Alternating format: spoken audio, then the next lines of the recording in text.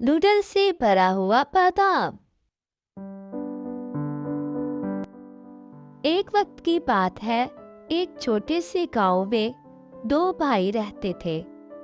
बड़ा भाई, जिसका नाम शमशेर था, वो थोड़ा अमीर था, जबकि छोटा भाई, जिसका नाम अयान था, वो गरीब था। दोनों भाई एक ही गांव में रहा करते थे। दोनों भाई शादीशुदा थे और दोनों की एक एक बेटी थी, जो आपस में बड़े प्यार से रहा करती थी। अरे दीदा, चलो खेलते हैं, ये बहुत मजा आएगा। छोटा भाई अयान मेहनत मजदूरी करके अपनी बीवी और बेटी का पेट पालता था। वो एक सेठ के पास काम करता था। सेठ, आज के लिए मुझे क्या काम करना है? अरे बहुत अच्छा किया कि तुम आज जल्दी आ गए। वैसे खेत में बहुत काम पड़ा है। चलो मैं तुम्हें दिखा देता हूँ। और फिक्र मत करो, तुम्हें अच्छी कीमत मिलेगी। बस काम अच्छा होना चाहिए। आप फिक्र मत कीजिए, मैं बहुत अच्छे से काम करूँगा। अयान और सेठ दोनों खेतों की तरफ निकल पड़ते हैं। खेतों में जाकर सेठ बोलता है, देखो अयान, इस खेत में काफी फालतू की जड़ी बूटियां उगाई हैं। इसे तुम अच्छे से साफ कर देना। आप फिक्र मत कीजिए सेठ, मैं बड़े अच्छे से काम करूंगा और कोई शिकायत का मौका नहीं दूंगा। बहुत खूब, बस अब जल्दी से काम पे लग जाओ। इतना कहकर सेठ घर की तरफ जाने लगता है और अयान इन खेतों में काम करने लगता है। वहीं पर दूसरी तरफ अयान का बड़ा भाई शमशेर अमीर होने की वजह से इसका सेठ के साथ काफी उठना बैठना था। अरे अरे सेठ साहब, कहाँ से होकर आ रहे हैं? सब ठीक है ना? अरे हाँ हाँ, सब कुछ ठीक है शमशेर भाई।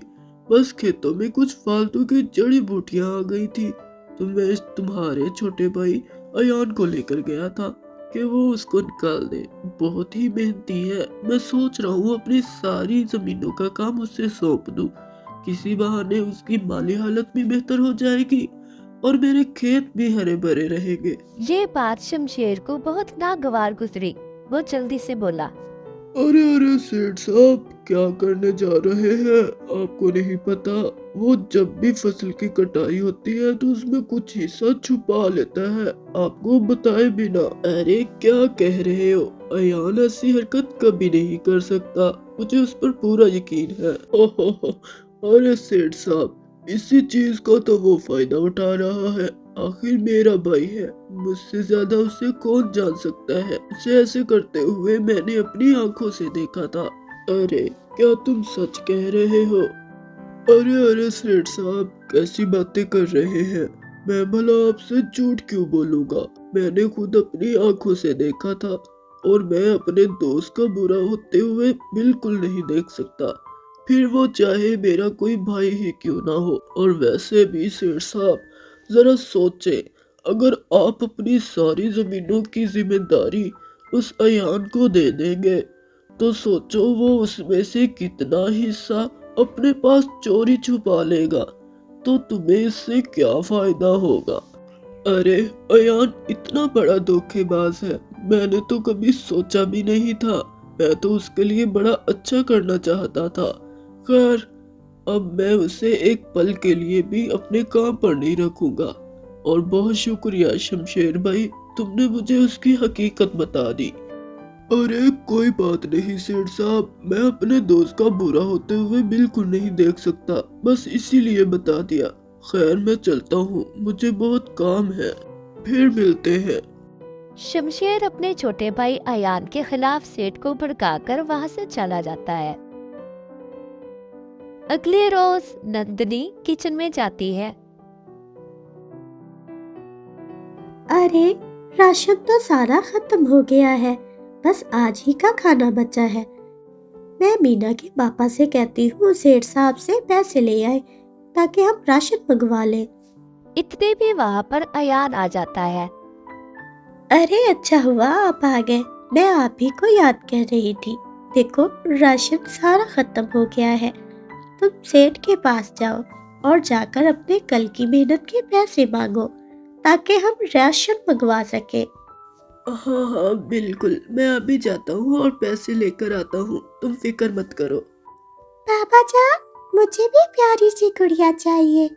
निदा के पास इतनी प्यारी गुड़िया है, मुझे भी गुड़िया के साथ खेलना है। अरे मेरी प्यारी सी बच्ची, तुम फिक्र मत करो, मैं कुछ दिनों के बाद तुम्हें इससे भी बढ़िया गुड़िया ला कर दूंगा। इतना कहकर अयान बहुत सारी उम्मीदें लेकर सेठ की तरफ रवाना हो जाता है। पर जब वो सेठ के पास पहुंचता है तो सेठ बहुत गुस्से में होता है। जी सेठ, आज के लिए क्या काम है? अरे कोई काम शाम नहीं है तुम्हारे लिए। मेरे पास जो भी काम के लिए आदमी और थे, मैंने उन्हीं को वापस काम पर रख लिया है और आज के बाद तुम्हें आने की जरूरत नहीं है। अरे सेठ साहब, ये आप क्या कह रहे हैं? मुझसे कोई भूल हो गई है क्या? अरे भूल तो मुझसे हुई है जो मैं तुम पर अंधा एतमाद कर बैठा। खैर इस बात को छोड़ो, मुझे अब तुमसे और काम नहीं करवाना। अरे सेठ साहब, आखिर क्या बात हुई है? आप ऐसा क्यों कह रहे हैं? अरे मैं जो भी कह रहा हूँ बिल्कुल सही कह रहा हूँ और मुझे तुमसे ज्यादा बहस नहीं करनी। जाओ यहाँ से। ठीक है सेठ साहब, जैसे आपकी मर्जी, लेकिन मुझे कल के पैसे तो दे दीजिए। अरे कौन से पैसे और कहाँ के पैसे? चल भाग यहाँ से, मेरे पास तुम्हारे कोई पैसे वैसे नहीं है और अब तक जो तुम्हें काम पर रखा वो भी मेरा एहसान मानो।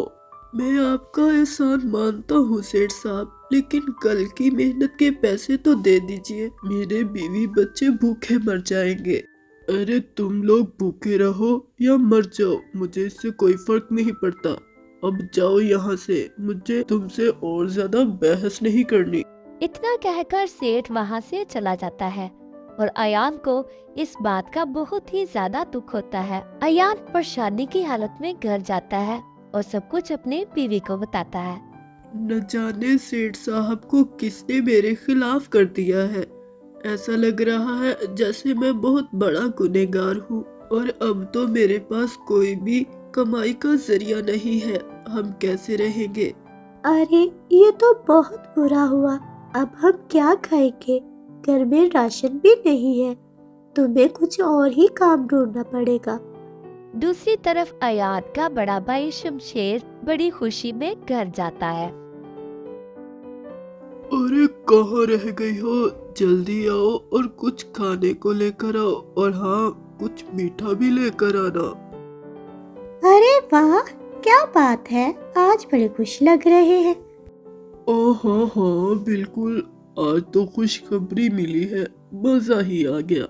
तुम्हारा तो छोटा देवर उड़ने के चक्कर में था, मैंने सेठ को उसके बारे में भड़का दिया और उसने उसे काम से निकाल दिया। चला था हमारी बराबरी करने। अरे वाह, बहुत अच्छा किया। चलो इस खुशी में मैं तुम्हारे लिए लड्डू बना कर लाती हूँ।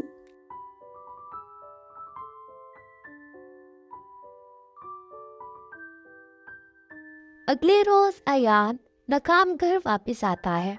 इसे देखकर उसकी बीवी उससे कहती है, क्या कोई काम मिला है? अरे बिल्कुल भी नहीं, क्या करूं? सेठ भी पैसे नहीं दे रहा, कुछ समझ नहीं आ रहा क्या करूं।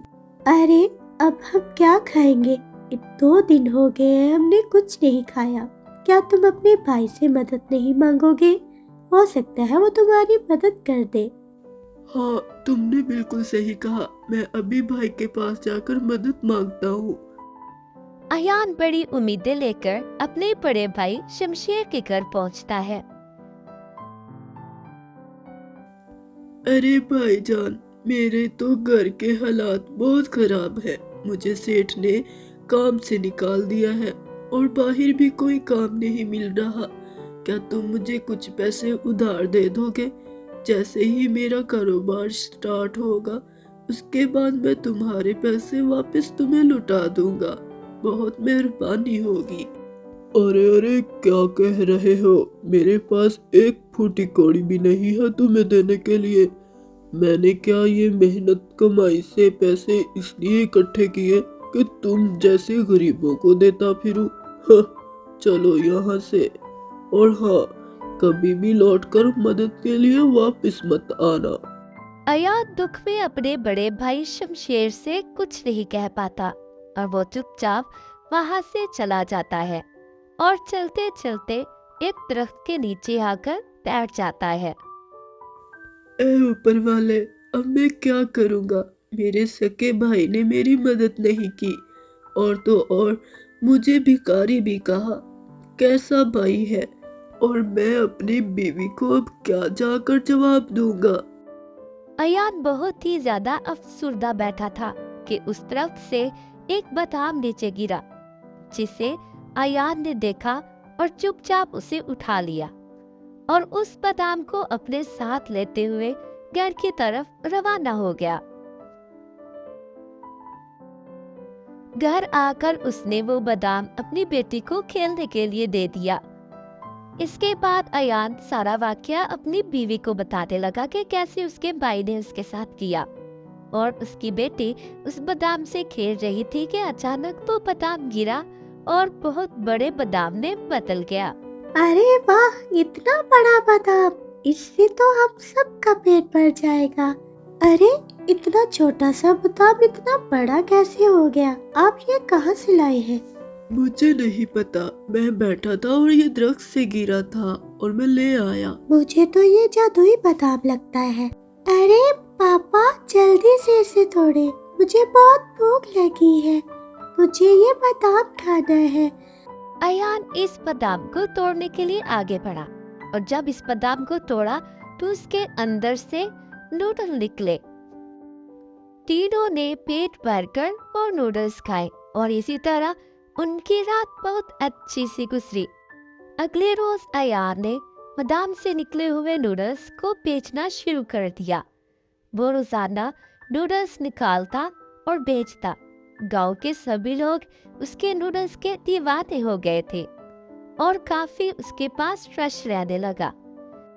इसी तरह कुछ महीने गुजरने के बाद अयान अमीर हो गया और उसकी माली हालत काफी हद तक बेहतर हो चुकी थी। अब अयान अपने बड़े भाई शमशेर से भी ज्यादा अमीर हो गया था और ये बात शमशेर को बिल्कुल हजम नहीं हो रही थी। न जाने कौन सा जादू इसके हाथ लगा है कि कुछ ही महीनों में ये मुझसे भी ज्यादा अमीर हो गया है, और गांव वाले इसके बेकार से नूडल्स के इतने दीवाने हुए फिरते हैं। कुछ तो गड़बड़ है, मुझे देखना पड़ेगा। अगले ही रोज शमशेर ने नूडल्स वाले बादाम के बारे में पता लगा लिया। ओह, तो ये बात है। इसी तरह उसने रात का मौका उठाया और वो बादाम चुरा लिया और अपने घर ले आया। अरे देखो, ये है अयान के अमीर होने का राज। अब देखना, अब मैं उससे भी ज्यादा अमीर हो जाऊंगा। अरे तो जल्दी करो ना, मुझसे और सब्र नहीं हो रहा। शमशेर ने जैसे ही उस बादाम को हिलाया तो उसमें ढेर सारे कीड़े मकोड़े निकलने लगे जो उसके घर में फैल गए और दोनों वहां से भाग निकले और जल्दी से अयान के पास आए। अरे अयान, मेरे छोटे भाई, मुझे माफ कर दो। मैं तुम्हारा बहुत बड़ा गुनहगार हूँ। मैंने तुम्हारा वो नूडल वाला बादाम चुरा लिया। और जब हमने उस बादाम से नूडल निकालने का कहा तो उसमें कीड़े निकलने लग गए। तुम दोनों ने वो बादाम चोरी किया और लालच दिखाया, इसलिए ऐसा हुआ। जी हाँ, तुम दोनों ने बहुत गलत किया। अगर तुम हमसे वो बादाम मांगते तो हम खुशी खुशी आपको दे देते, तो चोरी करने की क्या जरूरत थी? अरे भाभी, आप दोनों ही बहुत अच्छे हैं। आप दोनों का दिल बहुत साफ है। मैं माफी मांगता हूँ और अपनी गलती तस्लीम करता हूँ। हमें माफ कर दीजिए और हमारे घर को और हमें उन कीड़ों से निजात दिलाने में हमारी मदद कीजिए। और अयान भाई, मैंने तुम्हारे साथ बहुत बुरा किया। मैं अपने पिछले गुनाहों की भी माफी मांगता हूँ। मैंने ही सेठ को तुम्हारे खिलाफ कर दिया था, जिसके कारण सेठ ने तुम्हें काम से निकाल दिया। मुझे माफ कर दो। असल में मुझे तुम्हारी कामयाबी बिल्कुल भी नागवार थी। मुझे माफ कर दो। अरे शमशेर भाई, आप मेरे बड़े भाई हैं, ऐसा मत कहिए। माफी मत मांगिए, मैंने तुम्हें माफ किया। जो पहले हुआ और जो अब हुआ उस सब के लिए। अयान ने अपने बड़े भाई शमशेर को माफ कर दिया और उसके घर जब पहुंचे तो वो बादाम और कीड़े गायब हो चुके थे और शमशेर और उसकी बीवी को अपनी गलती का एहसास हो चुका था। बादाम तो वहां से गायब हो गया, लेकिन नूडल्स बेच बेच कर अयान को इस कदर तजर्बा हो चुका था कि वो उसी टेस्ट में खुद ही नूडल तैयार कर सकता था। और इसके बाद दोनों भाइयों ने मिलकर इसी बिजनेस को आगे बढ़ाया और मिलकर काम किया। वीडियो अच्छी लगे तो लाइक करें, शेयर करें और हमारे चैनल को सब्सक्राइब करना मत भूलें। शुक्रिया।